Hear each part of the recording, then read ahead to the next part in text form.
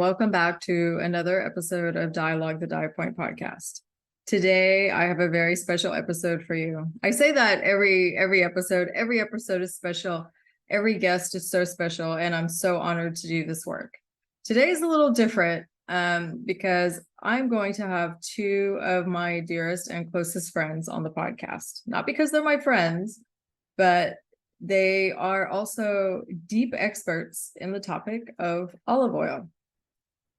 I wanted to do this for a while because as a coach, a health and wellness coach that's certified also in lifestyle medicine, and recently I did another continuing education that is a Harvard nutrition program.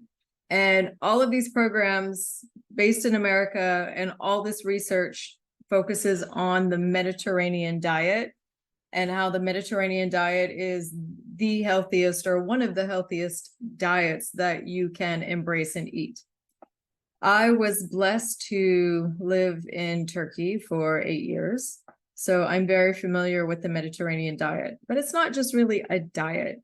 I don't like the word diet because in the West, over time, that word has come to mean restriction.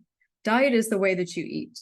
But if you're really eating a Mediterranean diet, it's so much more than that. It's an extension of lifestyle. And I often say that I did not really learn how to eat properly until I moved to Istanbul. And the reason for that is because, yes, we were eating and sharing family holiday dinners and different things in America, and there's special traditions around food there. But what I really learned when I lived in Turkey was how to eat well, how to enjoy a very long, beautiful dinner. And these dinners were mostly plant-based, which is most of what they're promoting in the Mediterranean diet in the research sense. But it's so much more than that. It's social, it's about community, it's about so many things. And the foundation of the Mediterranean diet is olives and olive oil.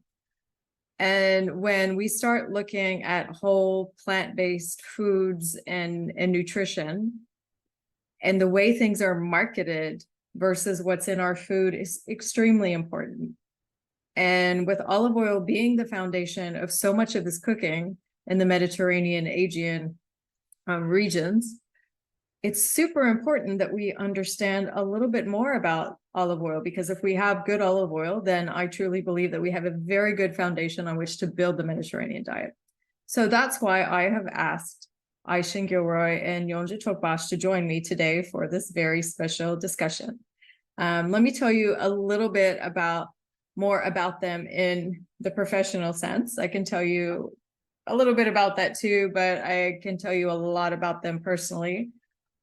Ayşen Gilroy is a passionate olive oil entrepreneur with a profound love for the Aegean region and its liquid gold. Her and her family-owned olive oil business journey began with a deep appreciation for olive oil's rich history, health benefits, and culinary versatility. Ayşen worked as an academic for many years. She was a professor of English for academic purposes for over 3 decades at several universities in Turkey and also in the United Arab Emirates.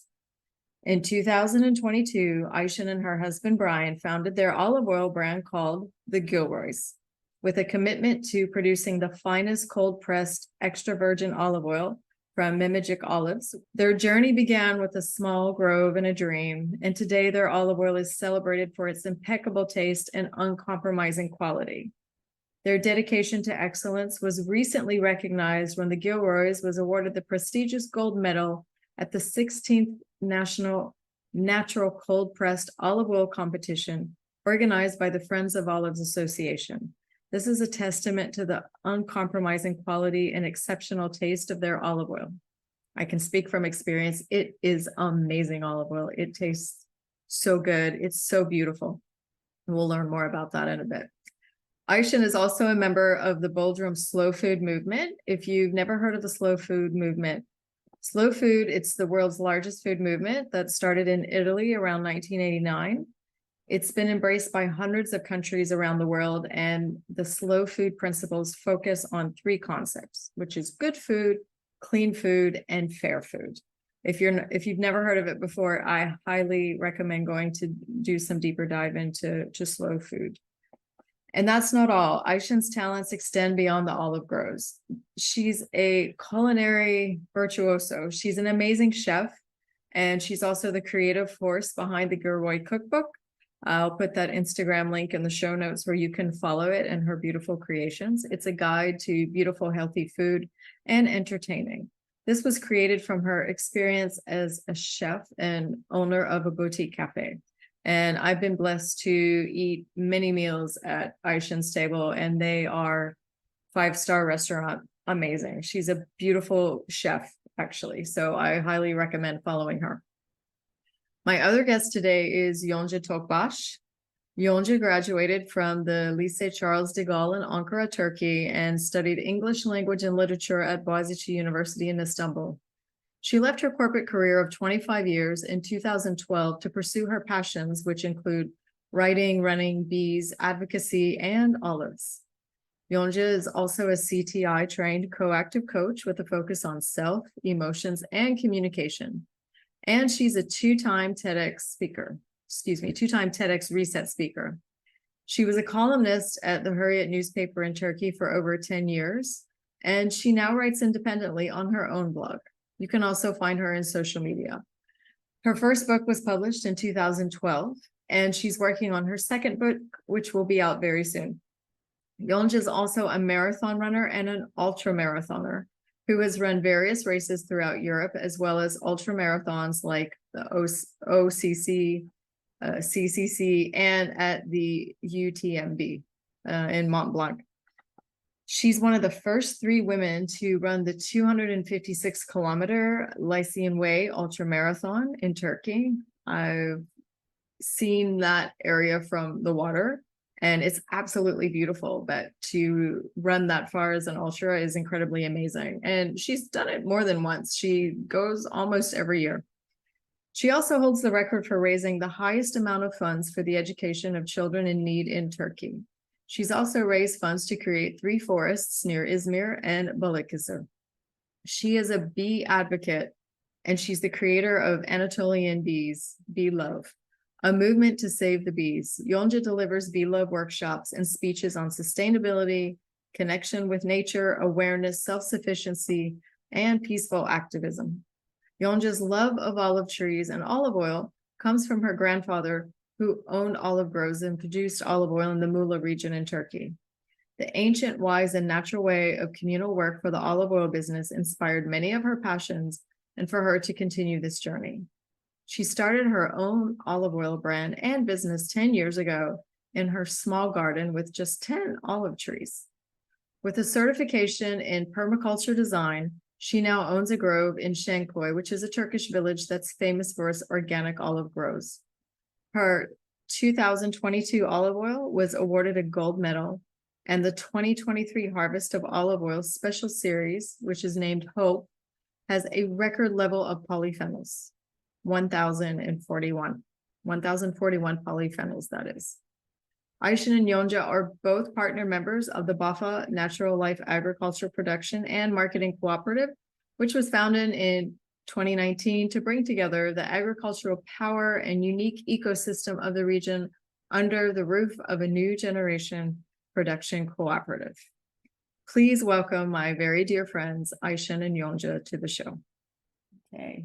Yonca, Ayşen, welcome to the podcast. This is going to be so much fun and exciting and good and all weird at the same time, because when we get together, we're never really like interviewing each other or talking official stuff. So let's see if we can keep it together for the listeners. I'm sure we can. But no, really, thank you guys for doing this. It means so much. And you all are experts in this area. And like I was just telling you before we started, I wanted to do this for so long because there's a lot of misconceptions, there's a lot of trendiness about some things, and like all health and nutrition things, they become trendy and then it gets confusing for people, and then sometimes what's being sold isn't exactly what is being sold.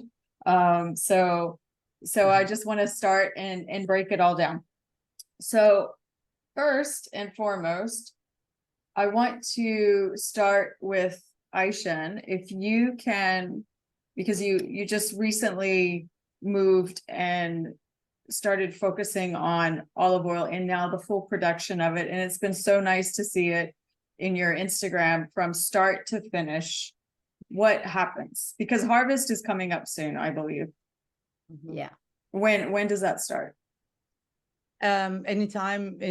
To be honest, it can start anytime. It depends on your produce for the year. But last year, if I take my experience, last year we did it mid-October. The first early harvest was mid-October. Is there a benefit to harvesting earlier or later? Yes, definitely. When you do an early harvest, the health components in the olives are much, much higher. The polyphenols, which are some health components, I should say, they are very, very high in number when you do an early harvest. So the quality of your oil is amazing because it's had possibly less rain. So there is a misconception, actually. You did say that there are misconceptions about this. A lot of producers here in Turkey, in the villages, actually believe that the longer you leave your olives on the trees, the better your oil will be, or you will get more oil. Well, again, from personal experience, I did 2 harvests last year, one in October and one at the end of December. And believe it or not, the ratio of oil was actually exactly the same. I didn't get more oil because I waited for another 2-3 months, which wasn't the point of me waiting anyway. That's another story. But yeah, that's a misconception too. But the quality is definitely better when you do an early harvest. Amazing. And for those listening, so polyphenols, they're basically, we can say, antioxidants that are found in olive oil, known to be anti-cancerous, anti-inflammatory, anti-aging, and have a whole host of other benefits. What is a good percent of polyphenol? I did some research about this. In most of the world, they say that over 200 is a good level. Over 200. Over 200. Is that what we should be looking for, like minimum, if we're buying olive oil and then they're promoting that's not necessarily, but that's what they say in the literature, but then I realized with Yonca's and mine, ours are like record level polyphenols. Our oils had, like mine was 975 count, and Yonca's was even more, so she can talk about that too. Yeah, Yonca, how much was yours? 1041. Wow. For the first, for a type of olives that I have chosen for the olive oil, and the second part was 899. Amazing. And so then what does that mean and here, okay, let me digress a bit. We talk a lot about health, wellness, and diabetes on this podcast for people that are listening at Dia-Logue. And it's our goal to give people information about how to live well, how to support your health. And if you have diabetes, how you can, better manage or support yourself if you have diabetes. And one reason I wanted to talk about olive oil was because there's been a lot of studies that it can, and I want to say can, because it will depend on other lifestyle factors and other genetic factors for you as well. But olive oil can be supportive in helping to maintain very good glucose levels. This has been studied. This isn't like hearsay. This isn't the latest superfood. It's been studied a lot over the years in PubMed. So it's legitimate research. And even if you look at the consolidating evidence, so much leads to how olive oil affects you positively. So if you're producing olive oil that's 1,000 polyphenols compared to why do they suggest then in the literature that good is like 200? But yet you have such high polyphenols in your olives. Can I? Yeah. Yeah, because you started with Ayşen. So the thing is actually, Pam, it also depends, for example, what type of a producer you are. How do you aim to put your product out there in the market? Are you willing to do an olive oil for salad, for cooking, or medicinal one? It depends on your targets, which again goes back to where is your olive grove? What type of species of olives do you have in your land? Because we have registered, I think the registered number of olive species that we know so far is like around 99. Wow. So you have 99 different species of olives that live only in Turkey, Anatolia. So the thing is, these are the olives that grow in Turkey that are coming with the health components that we already have ingrown in our soil, the rain, the geographical factors. I mean, is it in a hill? Because the olive trees love hills and they love rocks, for example. But then again, depending on where you are located, your species of olive, all these are factors that actually play a role in the number of polyphenol that you will be getting. Amazing. 99 in Turkey. How many in the world? I think it's like something 120 or something. But again, like I said, like discovered and played together, because they genetically modify as well. Not modify, but let's say they do marriages of species, trying to see if, for example, a certain olive oil area will be able to produce more fruits. Which I'm not very supportive of, because olive tree is not like the other trees. I mean, it can survive many factors like global warming, no water. Like it's like the oldest olive tree that we know so far is almost 3,500 years old. Where is that located? It's in Milas. Okay, amazing. So I have to say, I was really surprised. You know, I had my one little olive tree that when I moved my house, and it was like dying because they couldn't finish the garden, they couldn't finish the house. And I just, every day I would go look at it and I would just want to cry, but I refused to get rid of it. I put it in the ground and leaves started to come out. And I was like, but more interesting to prove your point. So this summer we drove around Muğla outside, you know, just next to Bodrum, and a lot of that had burned the year before.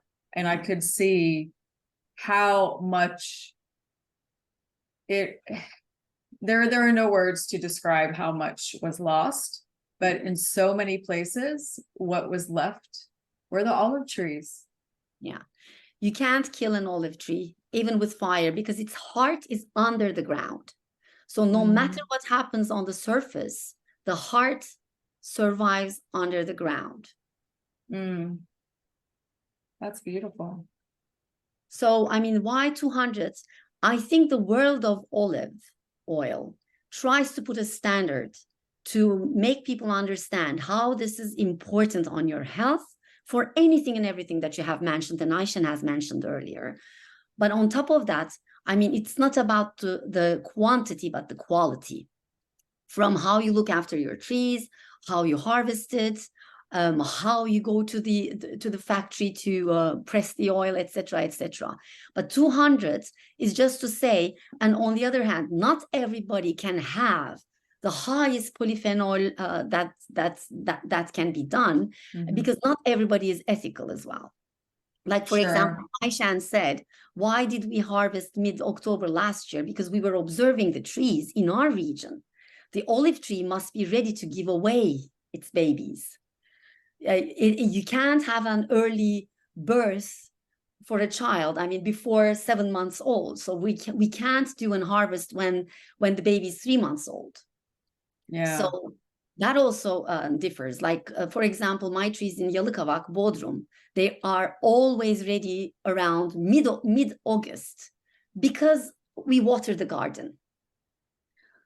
But on the other hand, everybody says, no, you can't do an early harvest in August. Yeah, but I mean, look at my trees. I mean, they're all started falling down.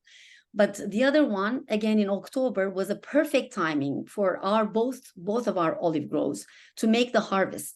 So people now try to reach the highest polyphenol with an unethical early harvest. Mm. 200 So meaning when you say unethical, they're just harvesting before it's time. Yeah, before the tree is ready. Okay. So then in purchasing olive oil, so there's polyphenols, which is amazing. And then the processing is so important and what goes into that. What is the difference between, we hear about virgin olive oil, extra virgin olive oil, cold pressed olive oil. There's so many different variations of harvest. Could you break down for us, like, what is really the best one that's going to help us get the best quality of olive oil?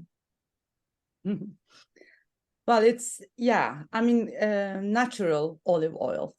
Olive tree is a fruit tree and olives are fruits. So basically, the best thing is getting that fruit juice. Like not mixed with anything, just pure fruit juice, which is pressed, good quality olives. I think that's the simplest answer. Well, okay. Virgin means that, basically. It means there's nothing else in that olive oil except good quality olives. It's the fruit juice. What else did you ask? Cold press? Cold press. Yeah, you see a lot of, because a lot of it also we can be sure, or I'm sure a lot of it's like marketing, and the way things are presented is always so confusing if you're not, working in that industry. So for people buying olive oil, when they see something cold pressed, does that mean it's better if it's cold pressed? Again, depending on the species of the olive oil. Like you said, it requires a lot of curiosity and awareness. Like, for example, Ayşen said, it should be virgin in the sense that, where is it coming from? Like in the good old days, we used to know the producers. It was not mass production. Okay, so you would know from which olive grove it's coming. For example, Ayşen names it the Gilroys, right? So I name it Dört Yapraklı Yonca because it's my garden, it's Ayşen's garden, it's their family's garden. So you know the producer, and you can reach that producer and ask multiple questions like you do today. But again, cold pressed, but there is an olive oil that you can cold press at a certain degree. While you're pressing it, what does the factory do? Sometimes they say stone pressed. Okay, stone pressed, but then that specific tree, for example, olive oil, would be okay for losing the polyphenols into the oxygen because you would be using it for cooking, for maybe salads. But if you want to have more health component olive oil that you will be using in your house, no matter what, whether it's salad, cooking, pasta, this, that, but you want to have a better health component with it, then you need to make sure that it's cold pressed in a factory where you don't lose it to the oxygen. You know what I mean? Like it's closed, hygienic levels are maintained. And again, it's cold pressed according to the species of olive oil. And so the question must be, where am I going to use this olive oil? Depending on that, you can get virgin, extra virgin, natural, cold, you know what I mean? So these are the categories. But most of the people, when they go to the market, like you say, they see all the production, all these brands. And what do? They go by country. Yeah, exactly. They go by country, or they go, and I've never had to, I took for granted that when we were in Turkey, having access to good olive oil, and then also now with both of you giving me a bottle of your olive oil, really, it's amazing. And then I needed to buy some, and of course because you both do this, it's increased my awareness. And then I wanted some for cooking or just general daily stuff. And I started looking at it and looking at where it's sourced from, where it comes from, who's making it. They're shipping it to other countries and then consolidating it and making it there. And it just says like manufactured in country XYZ, which has no olive trees whatsoever. And it doesn't say if there's other stuff in it, or sometimes it does, or sometimes it doesn't. And I see this more so with also other types of oils like sunflower oil. It won't even have a drop of sunflower oil in the bottle, but there'll be a picture of a sunflower on it. It's very misleading. It's so misleading what is in the bottle. So if I'm just shopping in my local supermarket and I go to pick up something, and again, not necessarily by country, because some countries are doing it. And actually, now that I'm talking about it, the reason I started looking, because when my mother-in-law came, when Sarper's mom came to visit one year, and we're cooking zeytinyağlı, something. I don't remember. We're making like a traditional leeks and olive oil dish. And it was so like watery. And she said, this is bizarre. It can't be the leeks. Like, what is it? She said, it must be the olive oil is not good. She said, let's try a different brand. I said, well, this one must be good. It's from, it was from a European and Mediterranean country. Wasn't from Turkey, because there's not a lot of, Turkish olive oil available in Dubai. And she said, I think it's the olive oil. So I changed it. And sure enough, the dish was not overly watery. It came out as it should be. And that's when I went, just because it's from a country that produces a lot of olives doesn't necessarily mean it's a good quality. I think it's relevant. I do want to take it back to the cold pressed issue. Yes. I know Yonca said that it depends on the type, but also there's a reason why cold pressed is actually better than hot pressed. The reason why people actually not do cold pressed is, again, they want more oil out of their olives. So when the machine is hot, malaxer, whatever that is in English, the thing that actually beats the olives. When that machine is hot, the expectation is that it will actually give more oil. And that's the different oils. Okay. And what is the temperature? We're going to ask about the temperature. Well, yeah, that too. Tell me more. 27 degrees. 27 degrees Celsius. It should be around or under 27 degrees Celsius. Yeah, Okay. for our olive oils, for example, it's around 24, 25 max. It should be 23, 24. So it's so important.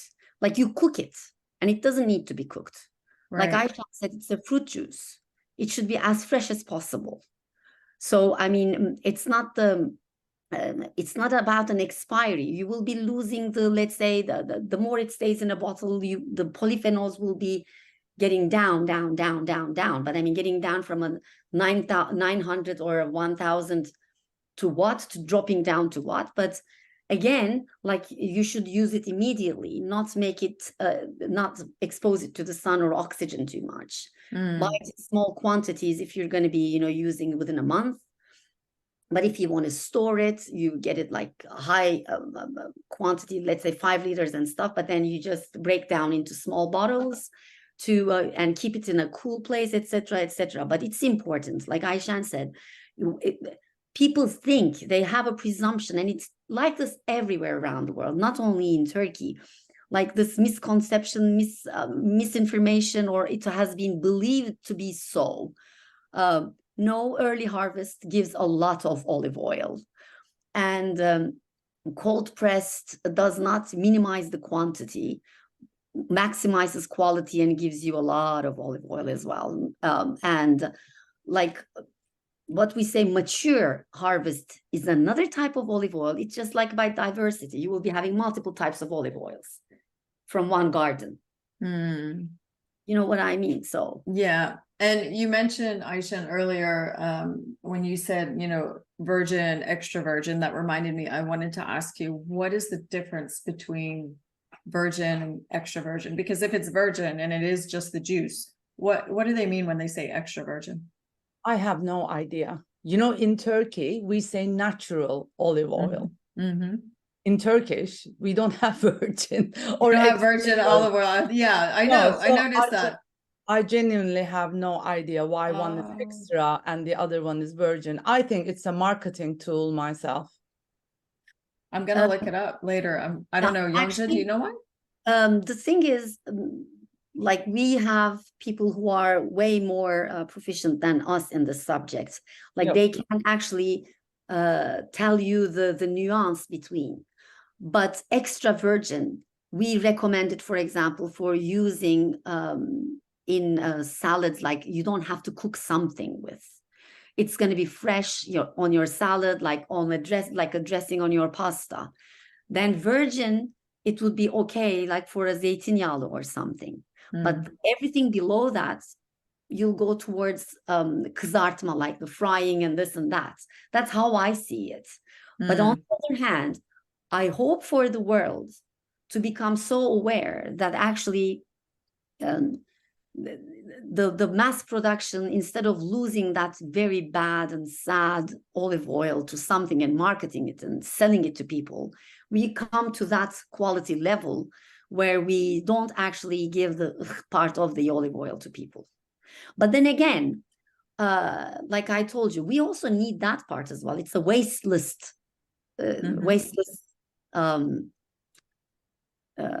how can I say, wasteless production, let's say. Right. And then it also appeals to every economy. Like not everybody can afford that quality of olive oil, but even that low quality of olive oil is still usable, let's say. But then what you said about seeds, like ayçiçek, like the sunflower, this and that, that's something that cannot be even compared or should be sitting on the same table as an olive oil. Olive oil No. Yeah, no, I was only using it as an analogy for labeling and bottles and marketing. Definitely. But then one thing for sure, Pam, I mean, for the people who are trying to get a good quality olive oil, they should just ask themselves if the olive oil is that cheap on that rack, is it an olive oil or something else? Because like Ayşen, how difficult is the harvest? How difficult to make something good quality? I mean, like no way that olive oil, I mean, something good that can't be cheap. By the way, I did some little research while you were chatting, and they do some analysis of the olive oil right after it's produced, which is also what we did, and that's how we know the polyphenol levels and other compounds that exist in our oils. It actually says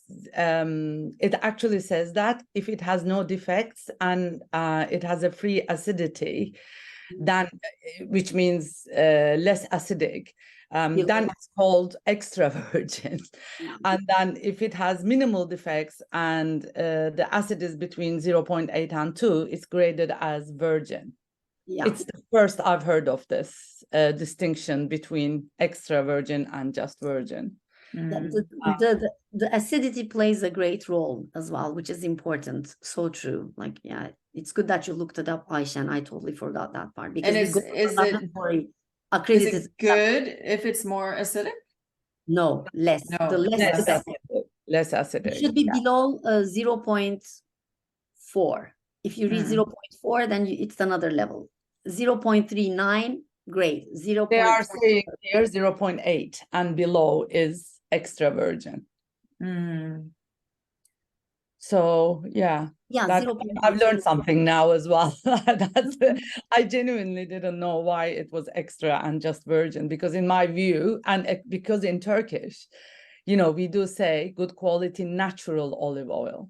Olive oil. Yeah, exactly. And the West, particularly, I mean, I'm going to say it, America, my country of origin, is very good at doing these things. I mean, there's a lot of good olive oil produced in California and you know, some states like this, but there's also a lot, and I feel like it's because people focus on, ooh, this is the next superfood, and then they have to mass produce it because it's about quantity over quality, and that gets lost somewhere on the way, along with the other scientifically proven fact that, you know, people talk about dieting and everyone is confirming what we already know. The Mediterranean diet is the healthiest diet, quote unquote, in the world, or that's been studied at length, right?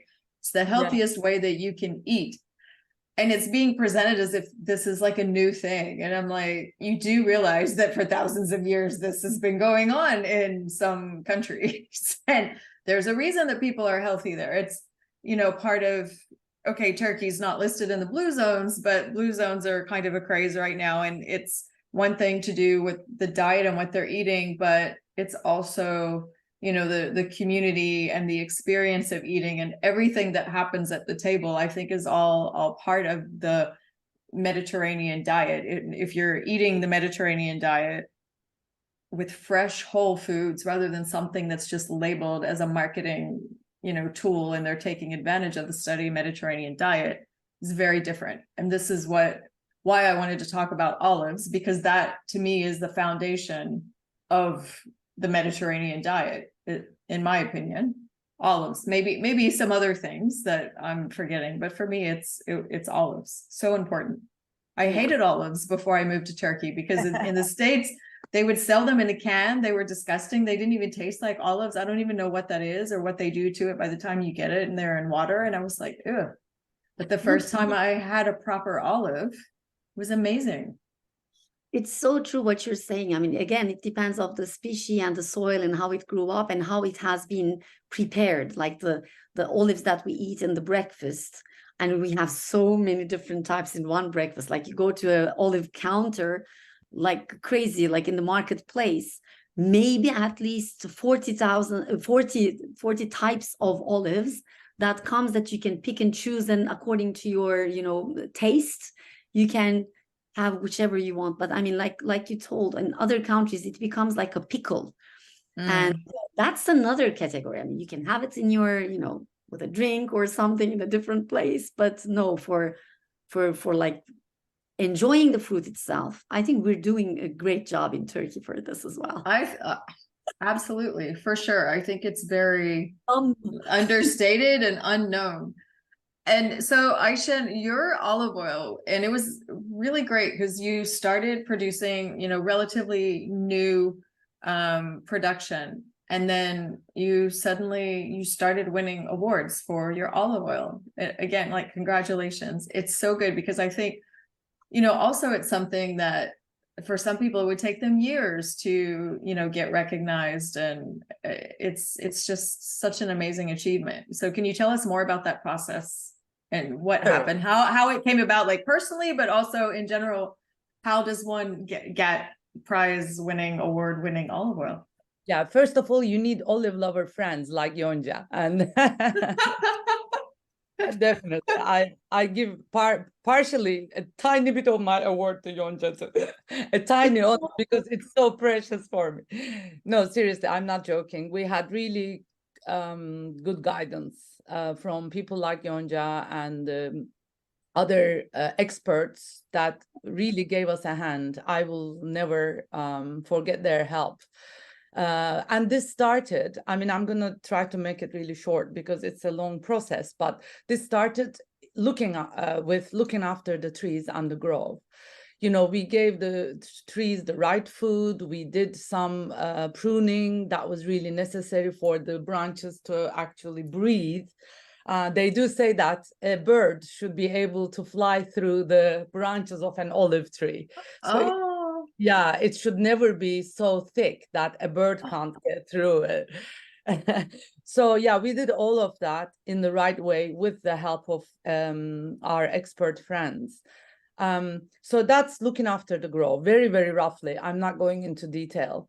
But then the harvest time comes. I mean, the harvest is incredibly important. I really learned so much in our first harvest. Clean sheets under the trees, just using something like a fork, which doesn't damage the branches of the tree or the leaves. It just makes sure that the olives drop on the clean sheets that are down at the bottom. Not picking the olives that have been on the ground for days, weeks, or whatever, because these wonderful people, the olive pickers, actually want to help you, and they want to put everything in your crates. And it's like, no, we don't touch those olives that have been on the ground for so long, because they rot, they get the smell of the soil, they get basically they're bad, damaged. Yeah. So not collecting those, and collecting all the olives in crates that can have air through them. Because in the past, villagers here used to put their olives in sacks. Sacks don't breathe. There's no air in so they get oxidized, and again, they rot in those sacks. So the crates are important. As you are picking them, it's October, it's the Aegean, it's still hot. You need to make sure that you put your crates in the shade, not in the sun. Because again, they do wait for a couple of hours before you can go to the factory. So again, you make sure that you put them in the shaded areas. And then again, another statistic I read, I like these because that's why I research, like the 200 polyphenol, what does the world accept as a good polyphenol rate? The same thing I researched, and I said, how quickly should you get your olives to a factory? They said anything between 12 hours to 24 hours for a good time between picking and pressing the olives, right? Wow. But That's we were there in 6 hours.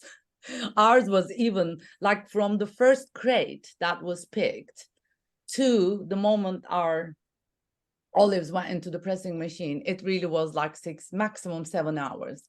We rushed, seriously, we drove so fast because, we wanted to get our olives there.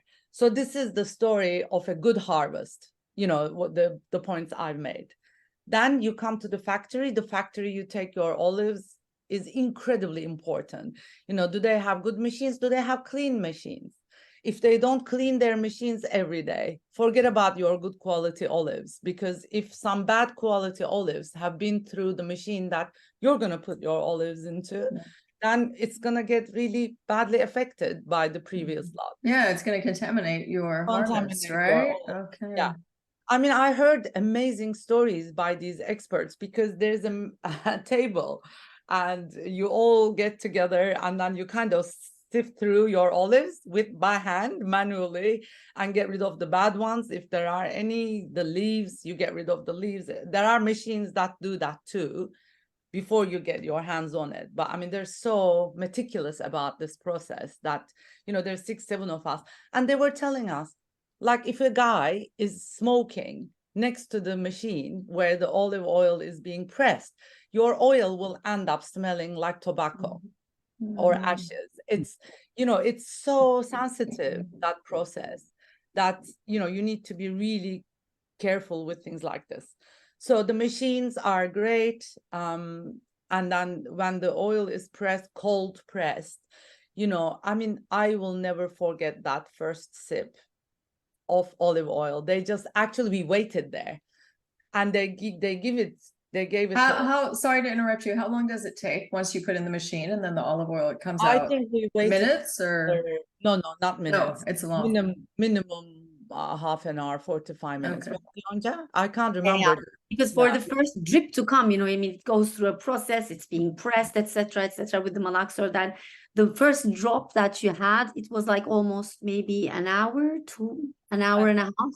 Maybe, yeah. So when we took that, I swear I had tears in my eyes. It's such a I don't know how to, not a holy experience. That sounds weird, but because you think it's a miracle that, because you've been there, you've done all of it. You haven't told some other people to do it. And it is a miracle though. It is. That's when you understand it's fruit juice. And my husband said something like, I will never put a drop of olive oil in my mouth without appreciating the effort that has gone into this. We all had tears, and they did a quick tasting there and they said, this is going to be incredibly high polyphenol, super quality olive oil. You can be sure. The factory owner, Franz, said this is gold medal stuff. He did say it. The minute it came out, he said, this is it. Just by looking at it, he could tell. Taste it. When he tasted it. Okay. And Ayşen also, I mean, they are professional olive oil tasters who also give workshops on this, and they train people for that. So they're very professional. I mean, the Yeah, fact and they are, not only that, they are also in panels. Yeah. They are assessors of olive. Mhm. So also after that, the end of the process is they did put our olive oil in steel tanks, and they filtered it, and then they rested there. The oil rested there for about 2 more weeks. And then the bottling is really important. Dark colored bottles, very, very important. We see, Yonca and I always talk about that. You go to restaurants in Turkey and they put olive oil in, light see-through bottles, and then they leave it on the In table. the sun all day. Yeah, Yeah. I mean, heat, light, and oxygen are bad. These 3 things are bad news for your olive oil. So you really need to put them in a dark place, in a dark bottle, and make sure you close the lid very well.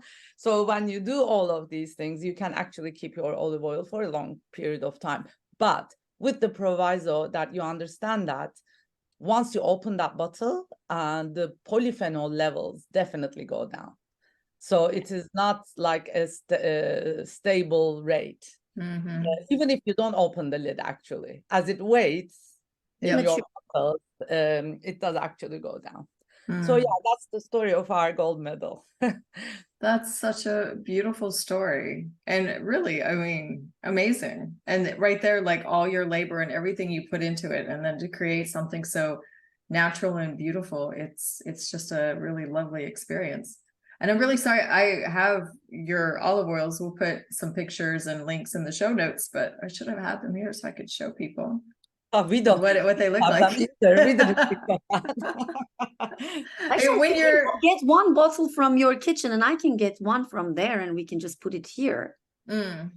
Yeah, we can. I'll put all the links up. We'll do it. Or when I do the record like the outros and stuff, I can do it. But it's just so amazing, and it's really special too. And the bottles, when they're not like overly big, and it's not a mass produced thing. It really is a labor of love, so to speak, for lack of a better word. And you see that in every detail, like I said, down to the labeling. And like Ayşen, because your whole family, including Gino the dog, is a part of the label, and it just makes it, to me, extra special because it tells a little bit of the story. And Yonca, your label as well, tells the story. Dirt Yaprak Yonca, and then before the one, with the bees, and because if you don't follow Yonca, she's a very big bee advocate, and they're very important in the process of pollination of everything, including the olives. So they all tell a story. So for people that are listening, so we talked a little bit about the label and stuff, but if I am going to the supermarket and I'm going shopping and I want to get olive oil, what would you say are the top 3 things I should be looking at or looking for to make sure I'm getting a good quality olive oil? Or the bottle should be a dark color. Number 1. It should be covered. But in the case when it's covered, for example, now it's like it's a trend, you have a bottle and then it's covered with paper or something. That for me is like, I mean, for the sake of environment, I wouldn't like to cover my bottle. But then it should be a dark colored bottle, like almost like black. Again, if you're buying for drinking purposes, if it's a medicinal olive oil that you're looking for, the bottle, it should be 250 ml max or less, like 100 ml. It can be even less than 100 ml bottle. That's very important. And please, it has nothing to do with the color of the olive oil inside. Because some people say, oh, it was pretty dark green olive oil. And I'm just like, so it has nothing to do with the color of the olive oil itself, because again, it can be the species, it can be when you harvested. So many factors play with the role. It can be like almost like a yellowish color, but it can be a super good quality, high polyphenol olive oil as well. So I mean, what you should be first looking for is you can check the acidity, read the labels. Where is it produced? Where is it coming from? Does it mention anything about the polyphenols or something? Actually, they don't really allow you to mention anything about the polyphenols as well, because when it stays in the bottle, like we send to the accredited laboratories, we have the label, like we know how much exactly of what we have, vitamin E, D, A, K, all the other tyrosol, polyphenols, etc. But then you can't put them all on a label, but at least something around. You would know that it's something plus, okay? And then normally, in the ideal world, they should be able to taste the olive oil before they buy it. Because for some people, high polyphenol and bitter, you know, where you feel the fruitiness and the aftertaste, which is like almost burning black sensation. pepper, the burning scent is great, what we're looking for. But then some people just don't like it. You also have your own taste. So in the ideal world, you should be able to taste your olive oil like you're buying, in a restaurant and drinking wine. And then you should be able to buy it. And what also is the smell.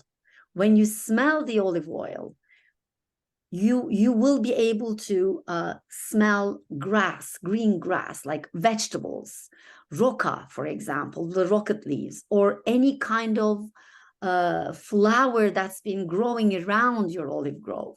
So literally, you might be smelling apricots, you might be smelling thyme, mint, rosemary. So you should be literally trying to smell and I get the smell. So it is a perfect olive oil. So that's one thing that you should be looking for. If you can't do any of that and you can't taste, you can't smell because you're in a big supermarket, also something else I would look for is the production date. Yeah. They do say that there is a shelving life of 2 years for olive oil. So I would really like to buy fresh olive oil. So I started looking at the dates. Exactly. That's so important, like Ayşen said. And one thing, actually, if this olive oil is super good quality, like we do with Ayşen, in my experience, the harvest that I had 4 years ago in my garden in Bodrum, and we made an experience with the tasting experts, and we were amazed. Like, we opened the bottle. It was stored in a cool place, dark place, without being open. And we're just like, wow, that cannot be true. It was as if it was produced yesterday. So it, again, depends on how you grow your olives, how you look after them, how you do the harvest, where do you press them, and how do you preserve it. But like Ayşen said, it should be fresh, and use it fresh and finish it within 2 years. Don't wait for drinking or eating your olive oil, for so long. Yeah. I mean, also in Turkey, we have a great advantage. People actually know, experienced olive oil users who know what they like. They also know what olives are used in their oil. Like some people say, I like Ayvalık olive oil, or some people say, I love Memecik olive oil, which is ours, because Memecik has a more burning sensation than the Ayvalık Gemlik type. So if you know your olive type, that's another way you can choose your olive oil. And they should say it on the bottle. I noticed that the mass-produced companies can't actually or won't put the olive type on the label because they mix so much. They basically buy olives from wherever. But I mean, that's, again, if you're really meticulous and curious and, keen on having a great olive oil, that's something else to watch out for.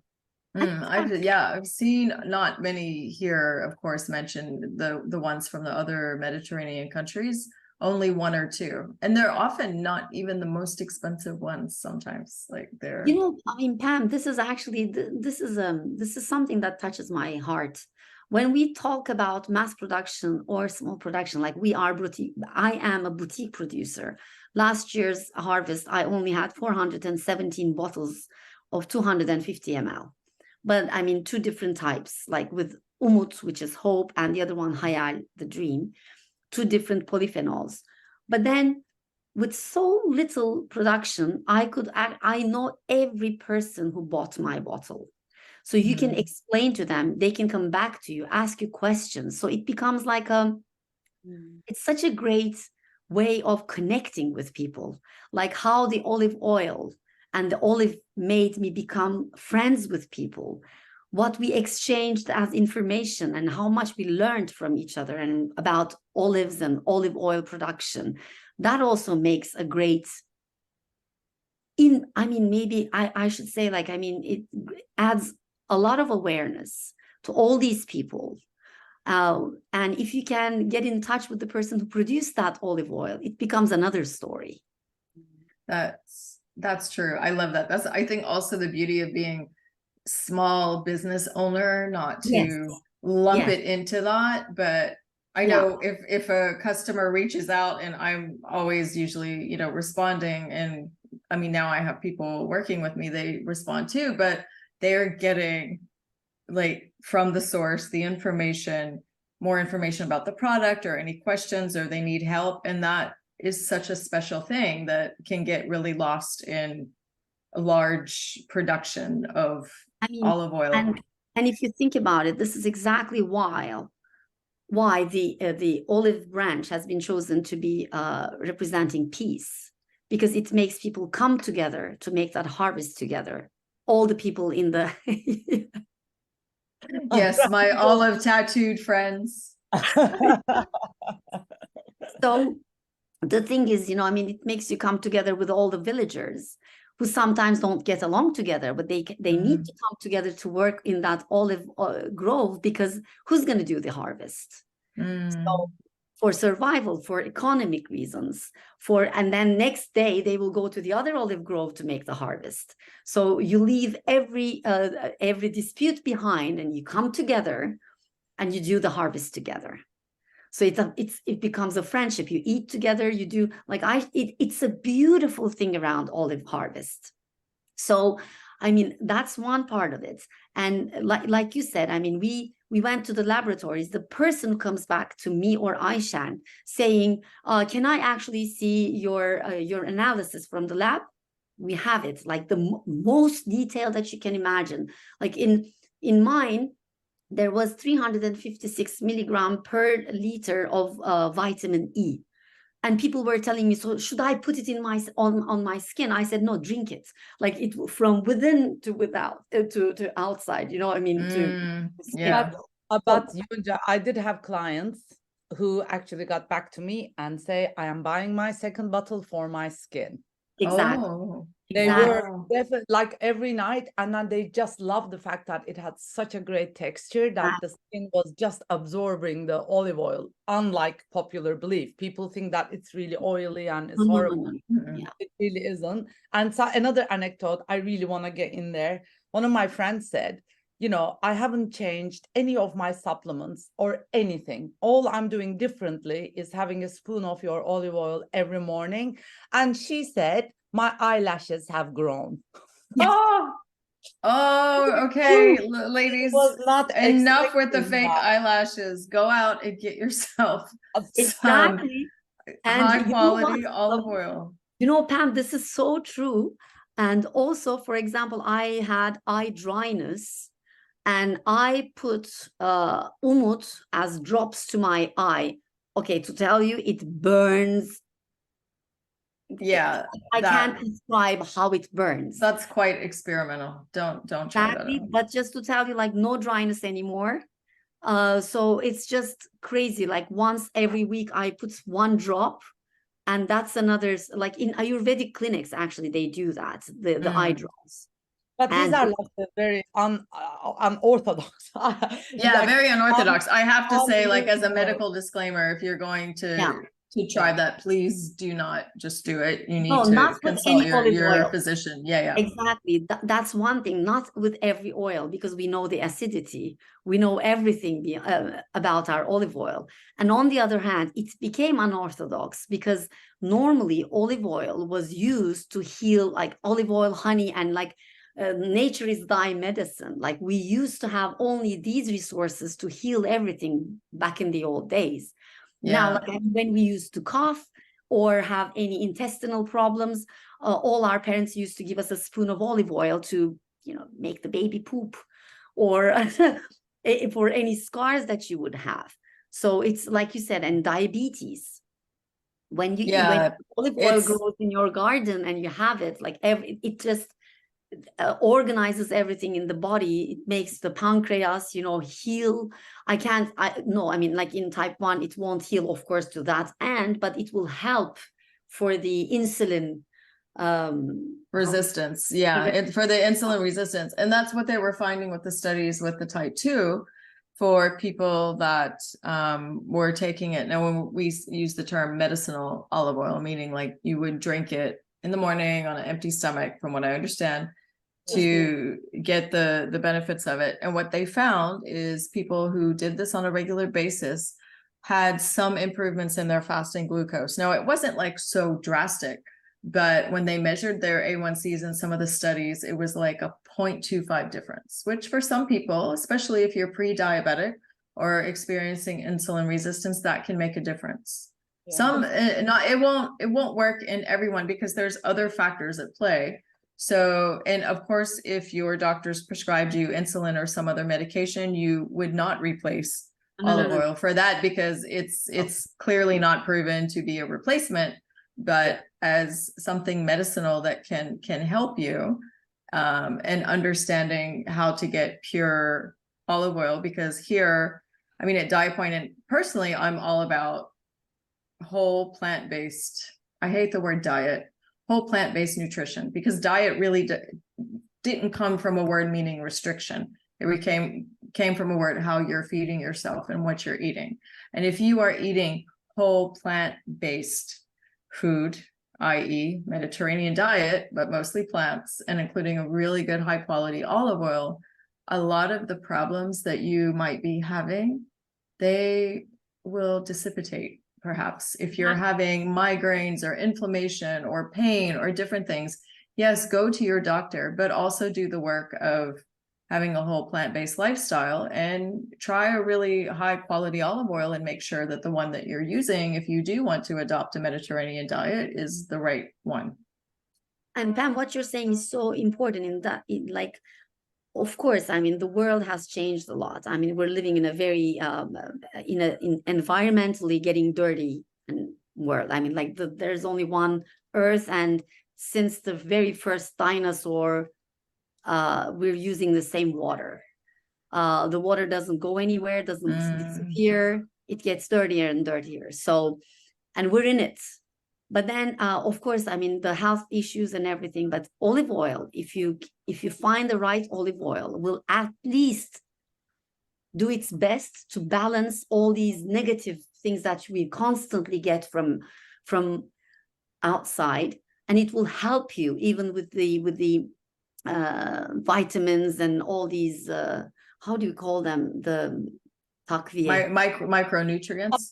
Supplements that you get, at least they will start working better in your body. You know what I mean? You always need that extra boost from the olive oil if you can really reach out and find it.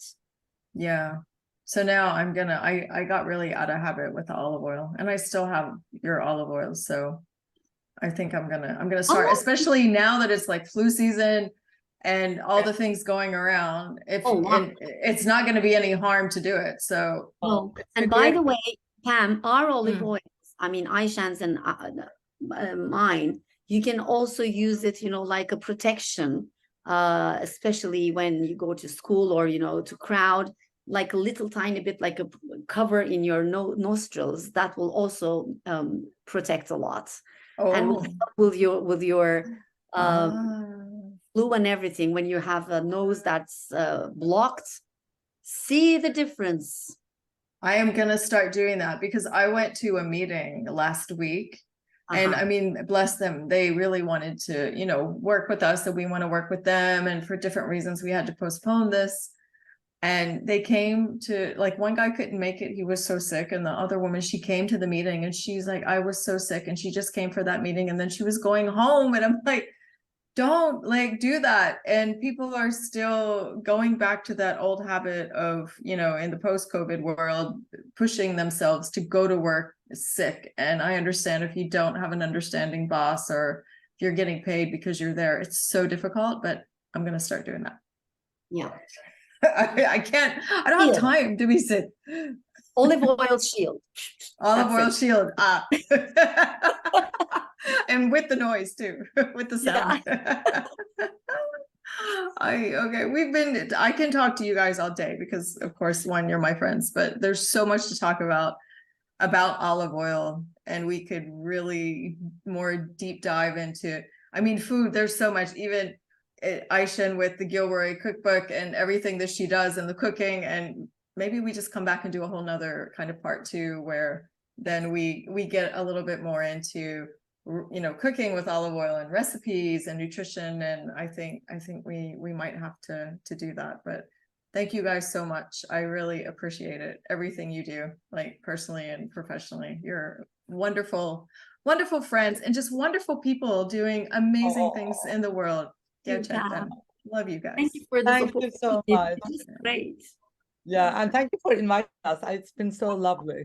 I know we need to meet up this, like, and like I was saying before the podcast, not like in a professional context. And I would love to come. I'll come pick olives. Put me to work. Yes, do. Yes, you should. I mean, we have the next one on the 19th of October. We'll go together with Ayşen. Join us.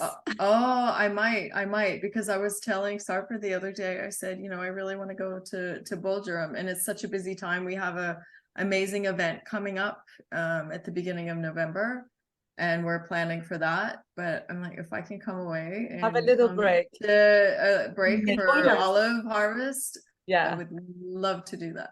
Yeah, you know. See the tears, how they come up. I mean, it's beautiful. Oh, I'll document it all.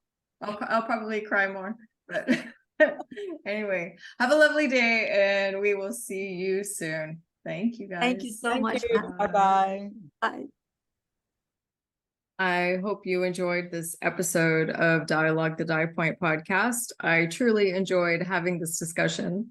I could talk to my friends all day, as we do when we're together, but I could also talk about their work and their beautiful olives and olive oil all day as well.